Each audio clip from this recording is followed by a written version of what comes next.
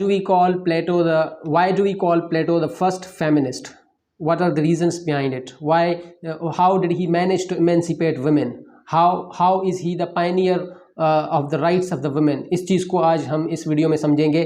हम ये देखेंगे कि women के rights को किस तरह से उन्होंने जो है ना वो प्रोटेक्ट किया है, और क्या पर्पसफुली उन्होंने प्रोटेक्ट किया है या सिस्टम इस तरह का डिवाइस किया है जिसमें जो है ना वुमेन्स राइट्स को जो है ना एक प्रोटेक्शन मिल गई। ठीक है, सबसे पहले तो मैं आपको ये बताऊं कि कोई भी इस तरह का जो है ना इंटेंशन नहीं था प्लेटो का कि वो वुमेन के राइट्स को या प्रोटेक्ट करें या फिर वुमेन्स के जो है ना राइट्स के पायनियर बने या फिर कोई फर्स्ट फेमिनिस्ट कहलाएं। ठीक है, उन्होंने सिस्टम ही इस तरह का डिवाइस किया था कि जिसमें वुमेन्स को जो है ना उन्होंने एक compulsory part of the system बना दिया था। ठीक है, किस तरह से अभी हम इसको अंडरस्टैंड करने की कोशिश करते हैं।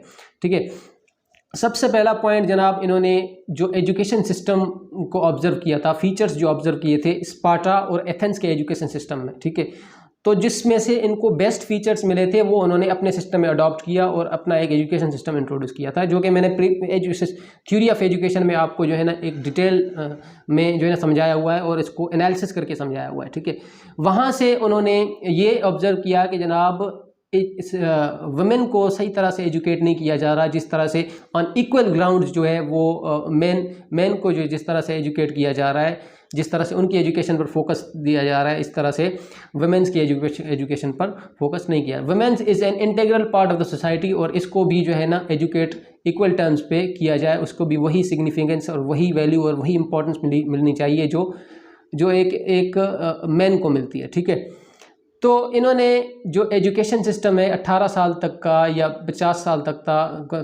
का उन्होंने सिर्फ और सिर्फ मेंस के लिए जो है ना कंपलसरी नहीं बनाया था, बल्कि इन्होंने क्या कहा कि जनाब वुमेन के लिए भी ये एजुकेशन एक्वायर करना कंपलसरी है। ठीक है, तो सबसे पहला जो इन्होंने जो है ना बुनियाद रखी है एक इमेंसिपेशन की, वो एजुकेशन सिस्टम में ही रखी है। एजुकेशन वो दोनों को जो है ना वो इक्वल ग्राउंड्स पे दे रहे हैं, इक्वल अपॉर्चुनिटी प्रोवाइड कर रहे हैं। जिस तरह का सिलेबस जो है ना वो वुमेन को पढ़ाया जाए, मेन को पढ़ाया जाता है, इसी तरह का सिलेबस इनको पढ़ाया जाए। जिस तरह की फ़िलासफ़ी, जिस तरह की एस्ट्रोनॉमी, जिस तरह की मैथ्स और जिस तरह की बाकी चीज़ें जो है ना पढ़ाई जा रही हैं, वो सारी की सारी जो है ना वो औरतों को भी वही चीज़ें, वही फैसिलिटीज़ जो है ना वो प्रोवाइड की जाएंगी। ठीक है, फर्दर जनाब प्लेटो ये कहते थे कि जो वुमेन और मैन में जो बेसिक डिफरेंस है वो फिजिकल डिस्टिंक्शंस हैं, उसके अलावा कोई भी डिफरेंस नहीं है। ठीक है, वो सिर्फ और सिर्फ इस चीज़ पे बिलीव करते थे कि फिजिकल डिस्टिंक्शंस के अलावा, फिजिकल डिफरेंसेस के अलावा मेन और वुमेन में कोई भी डिफरेंस नहीं है।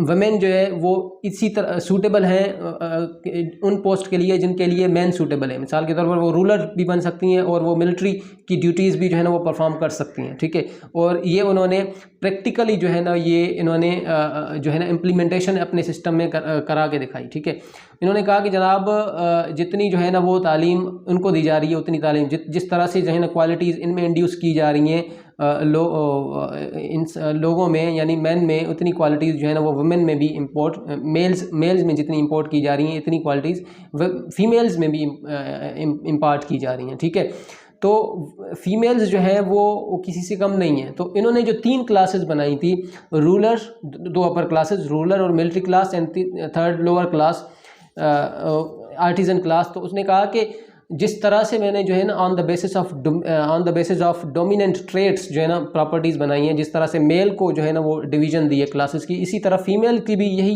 क्राइटेरिया होगा, डिवीज़न ऑफ द क्लासेस। ठीक है, उसके लिए कोई अलग क्राइटेरिया नहीं है। ठीक है, उनमें भी कोई फीमेल्स में भी कोई एक डोमिनेंट ट्रेट होगी और उस ट्रेट को लेकर वो अपना एक जो है ना टास्क परफॉर्म करेगी, उसको एक जो है ना वो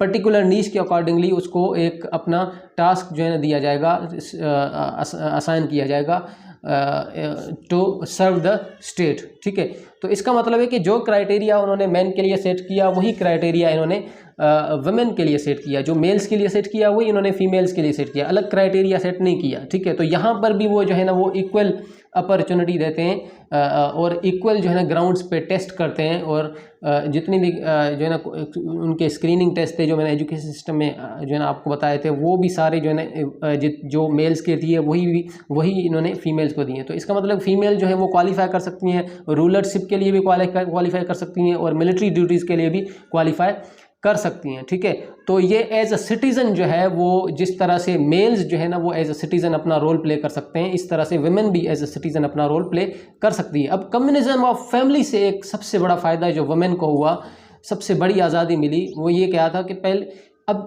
पहले की सोसाइटीज़ में वुमेन को सिर्फ और सिर्फ हाउस कीपर समझा जाता था, एक चाइल्ड बियरर समझा जाता था। ठीक है, हाउस होल्ड्स के जो है ना वो काम करेगी, सिर्फ और सिर्फ घर के काम काज में जो है ना वो पार्टिसिपेट करेगी, बाकी जो गवर्नमेंट या जो इकोनॉमिक अफेयर्स हैं उसमें जो है ना वो पार्टिसिपेट नहीं करेगी।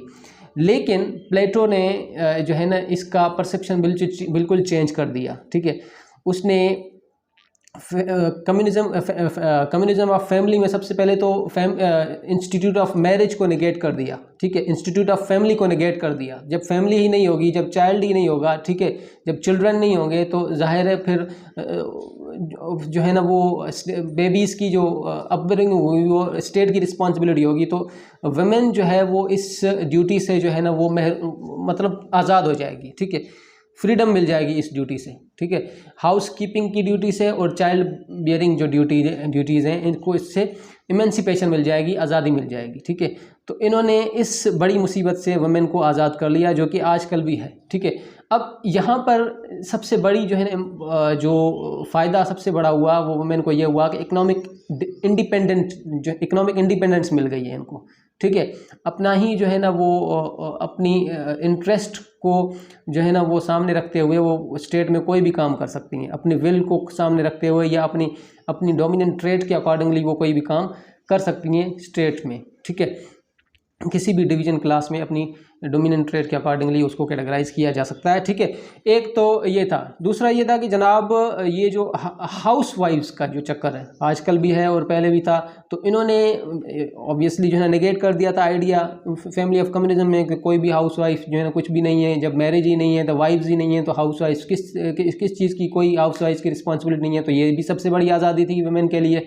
इसलिए इसको क्या कहते हैं कि जनाब प्लेटो जो है वो फर्स्ट फेमिनिस्ट हैं, क्योंकि वुमेन्स के राइट्स की बात कर रहे हैं। हालांकि उन्होंने सिस्टम इस तरह का डिवाइस किया, उसके जो व्यूज़ थे वुमेन के बारे में वो व्यूज़ ही इस तरह के थे। उसकी फ़िलासफ़ी और आइडियाज़ जो थे प्लेटो के वुमेन के बारे में वो क्या थे कि जनाब वो कहते थे कि जनाब अगर आप वुमेन को वो राइट्स नहीं देंगे जो वो डिज़र्व करती है, ठीक है, तो इसका मतलब है कि आप इस स्टेट को जो है ना महरूम कर रहे हैं। You are depriving the state of the services of an integral part of the society. ठीक है, इस वुमेन एक इंटीग्रल और सिग्निफिकेंट पार्ट है सोसाइटी का। आप उनकी सर्विसेज आप स्टेट को उसकी सर्विसेज से महरूम कर रहे हैं अगर आप उनको ड्यू राइट्स नहीं दे रहे हैं। ठीक है, तो चूँकि प्लेटो जो है वो स्टेट प्लेटो के लिए बहुत आइडियल होनी चाहिए, परफेक्ट होनी चाहिए और स्टेट पर कोई कंप्रोमाइज़ नहीं कर सकते थे।